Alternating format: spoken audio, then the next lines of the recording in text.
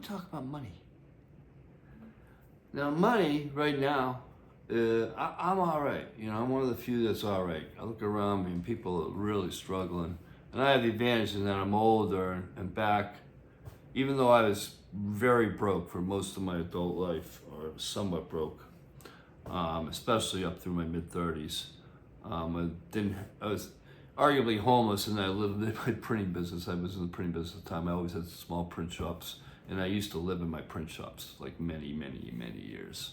I probably lived in print shops for more or less like 10 years, perhaps. I mean, they weren't even residentially zoned. You weren't supposed to live there. I just put a bed in there and boom, boom, boom, to survive, But even then, it was like, I did. I actually, at the end of the day, teetered on bankruptcy a million times, but I changed my company name several times.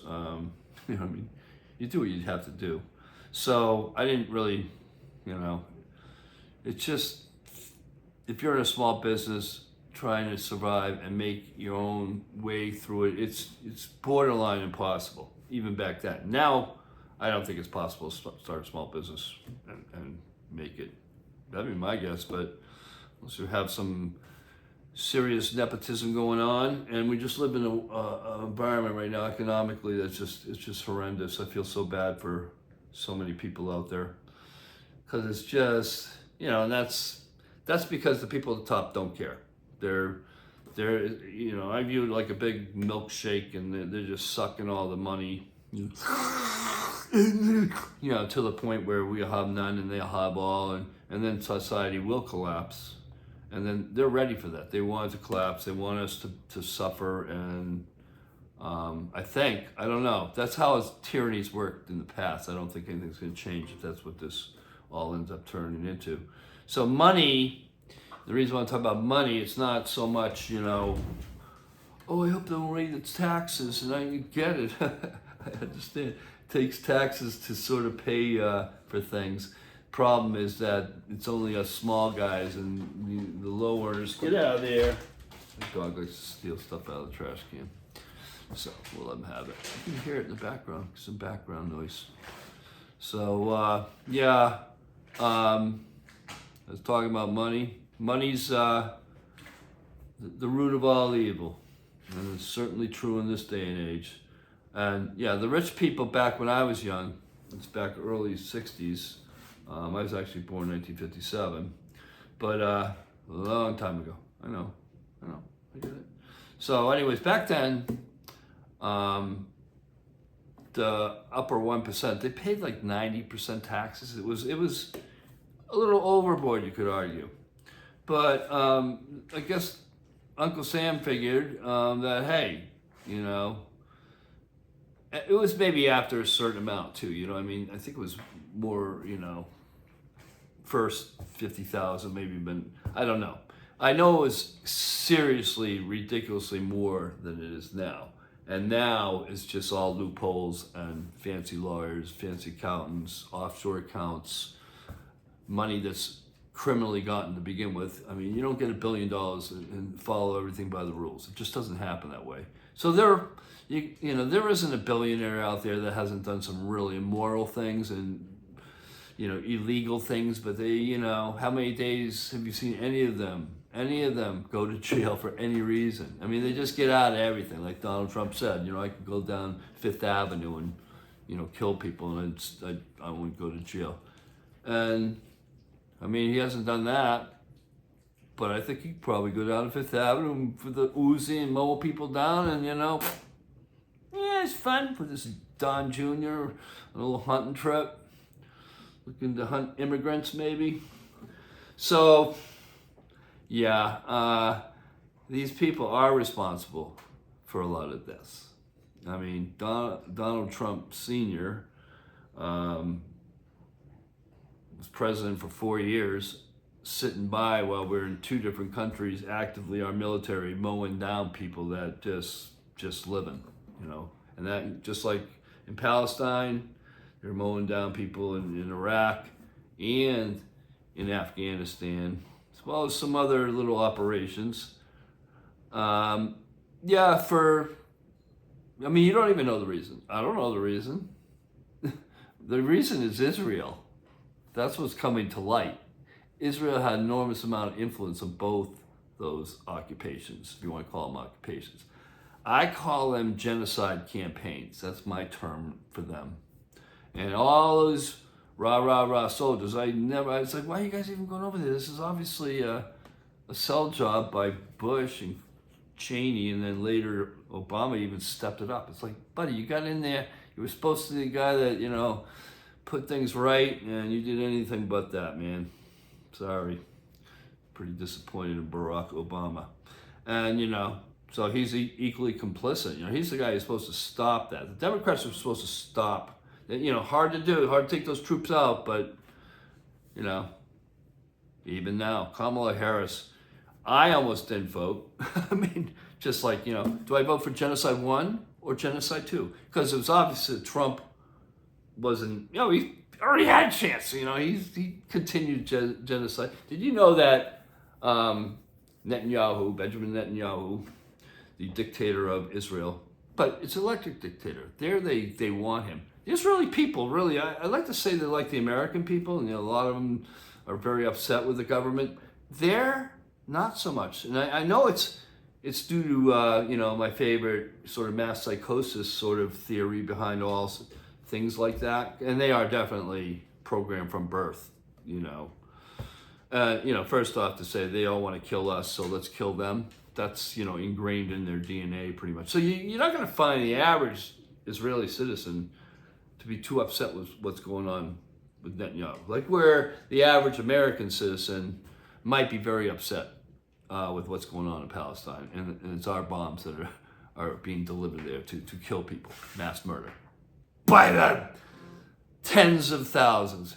Like I said, go watch a kid getting his arm amputated with no anesthetics, with no proper hospital. People, they're showing video. If you want to see it, if you're into that sort of thing, I could watch it for about a second. Yeah, about 1 second is all I was managed to watch before I started crying. That's what I do when I see something like that. And I start crying especially when I know it's our fucking country that's fucking supplying these bombs and, walking arm in arm and rah, those fucking Hamas, those Hezbollah terrorists, let's blow up fucking Iran now. Oh, they're fucking, meanwhile, we don't have the Shah there anymore. Oh, the Shah that was put in place by us, by the USA. We're just, we're the worst nation out there by a long shot. We have really messed up the world. And we're not just messing up the world with, especially, it's not, the bombs aren't on our heads, they're on other people's heads. And that's women, children, everybody, not, probably for every actual Hamas soldier, which is just a boy that grew up in a oppressed society, Israelis, terrorists, so they grew up in they're victims, okay? They're not terrorists. They're people whose society is being run over by an empirical, whatever you call it, nation called Israel. In other words, they're just trying to land grab. The real estate for them is to steal it from others and kill them in the process and make their life miserable, period. And no other way to describe it. They don't belong there. They didn't belong there. If they did belong there, they were native to there in the first place. So, it's not anything to do with Judaism. I view all religions as ridiculous, so I'm not going to single them out as ridiculous. They're part of a whole group of ridiculousness. So, it's more, at the end of the war, obviously they went through a lot of major stuff. I mean, the Holocaust is incredibly horrible. But, that doesn't mean you go and do that to others afterwards. Like, oh, this is what we're supposed to, and they're brutal. They're gang raping people. They're holding tens of thousands, I believe, of Palestinians just for no reason whatsoever. And then you don't want to be a Palestinian prisoner in an Israeli jail. That's for sure. So, human rights are out the window. Just like they are, just like we do. They're just following our lead. I mean, they're just doing to their prisoners what the United States did to prisoners in Iraq. We finally got found out. It's tough to hide things anymore. It really sucks, huh? For all the surveillance on us, there's a little bit of surveillance that comes back at them. They want to be one-sided, but everybody has iPhones. We're recording everything, and including people in Palestine when little boys get shot by drones with guns. That's on video too, if you want to see them. It's a sport. It's an Israeli sport. So, yeah. And the scary thing about that, if you don't think those drones could be flying by the billions over our heads here in good old USA, firing at our kids, firing at you and me, think again. This is the drone age, man. As far as military, it's all drones coming up. And, let's needle China, who, if you want to know where China's advantage is, it's in drone making, okay? I have DJI drone myself, all right? I have a lot of sort of DJI, which is a Chinese company, is known in the industry. So, yeah, you don't want to upset that apple cart at all, because you open that can of worms, and Trump is like knocking on the fucking door. 200% tariff, which does nothing to China. China's got other customers now. Everybody in the world is finally waking up. They've already woken up to smell the roses, all right? To the United States. The dollar, that's why I start with money, I believe, on this, right? Everything's connected, so there's nothing unconnected here. Your dollars are just being grabbed by the same people that are, selling bombs to Israel, which is on fake money there too. Their economy is shit the bed.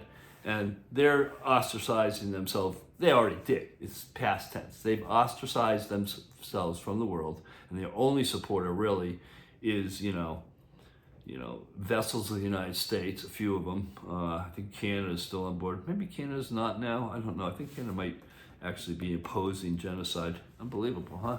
How could you not love genocide? But no, the United States is all on board with, mass murder. Our hands are all dirty, guys, if you're American. So, yeah, it sucks. So the money right now, back to that, I was going to say that, because money's a big thing for everybody. Your money could disappear tomorrow. I mean, literally. If you have money in the stock market, I'm no stock advisor. I just watch a lot of stuff. I've been thinking totally, you want to at least research and just, your money could literally disappear tomorrow, or most of it. And if you can live with that, that's okay. But just don't take it for granted. I can tell you, the deficit now is 50 trillion plus. And if that's what you're getting as a figure, just multiply it by 4 or 5. So the actual deficit of the United States is probably in the at least 100 trillion, probably better in actuality. And then if you look at all the side things that are also bad as a result of this, and the billions of dollars that people have, or trillions, in their own things, whatever. No, it's going to come down, and mostly it's going to come down because all these large office buildings will be the push, I think, because they're losing rents in there. They're losing every office building in the cities of America are being abandoned because, well, first off, you can't keep sucking money out of everybody and making everybody poor and have the economy work well, and then so they're massively trying to not pay anybody by having robots run everything, and doing a pretty good job of that, incidentally. So people losing their jobs right and left, Go to college so you can come out and be in debt and have no opportunity whatsoever. That's sort of if you go to college, I don't know what to tell you. I wouldn't know what to tell you to get into. I would say go to voc school. That's what I'd say. Learn a trade. I don't think the robots are going to be able to, go fix, put electric throughout a house or plumbing, or fix plumbing problems, electrical problems. There's a lot of things that I don't think robots will be able to do. But it's funny, it's sort of the manual stuff that they won't be able to do so well. We have to run over to somebody's house and fixer vacuum cleaner, if you will.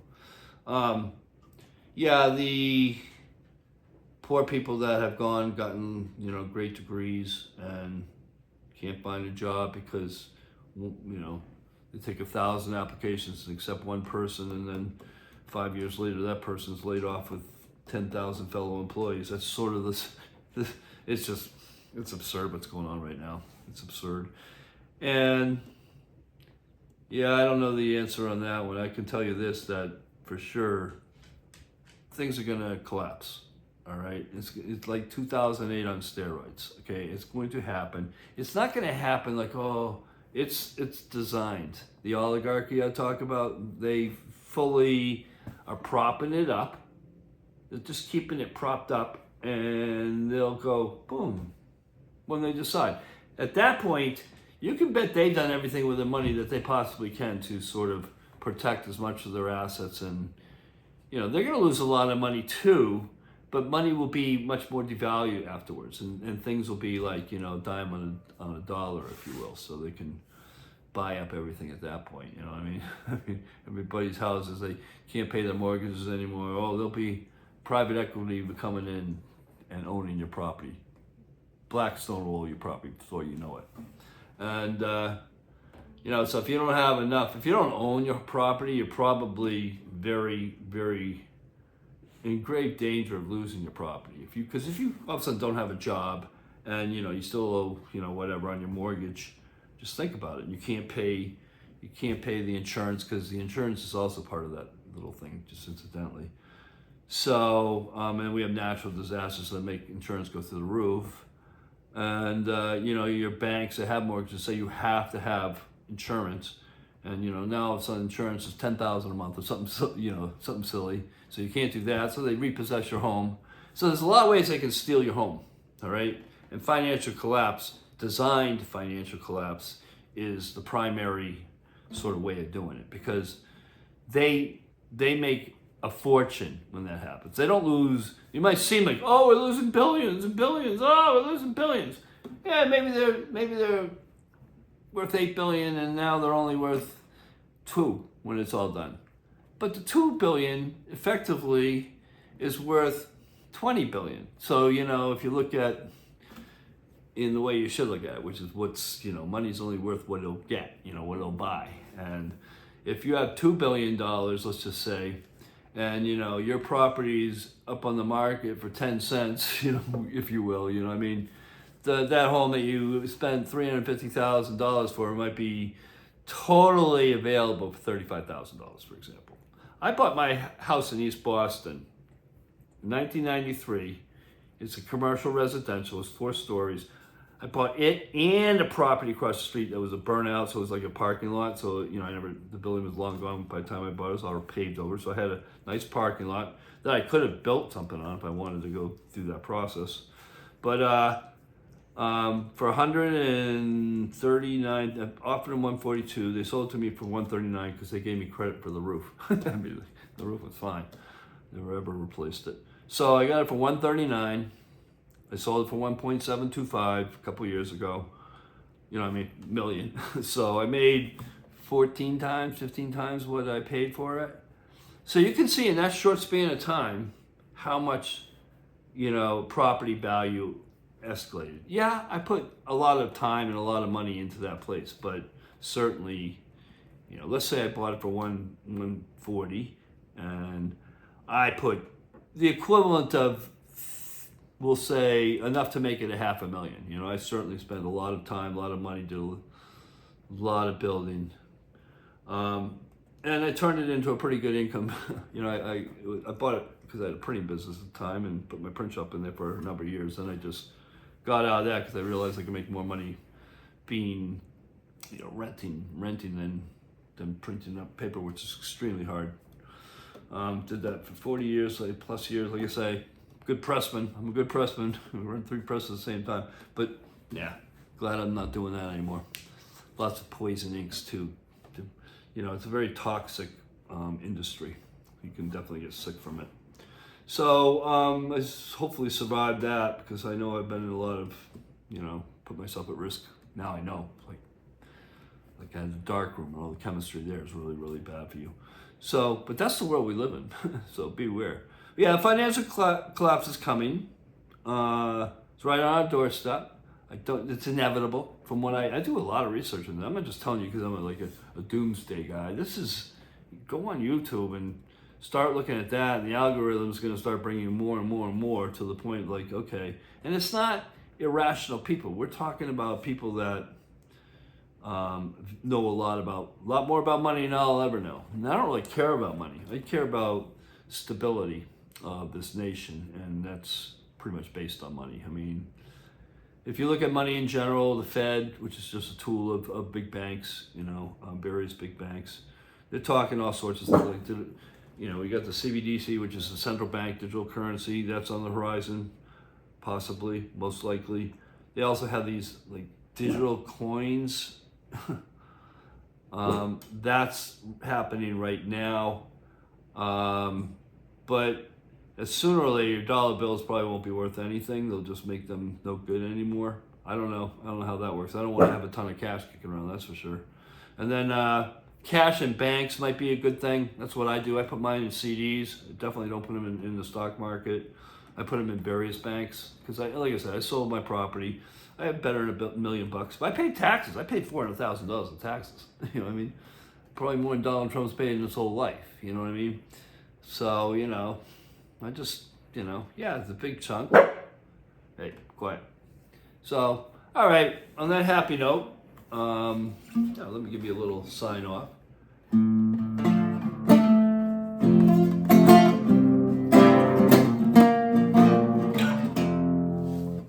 Awesome. Good night, everybody. This will be my last one today.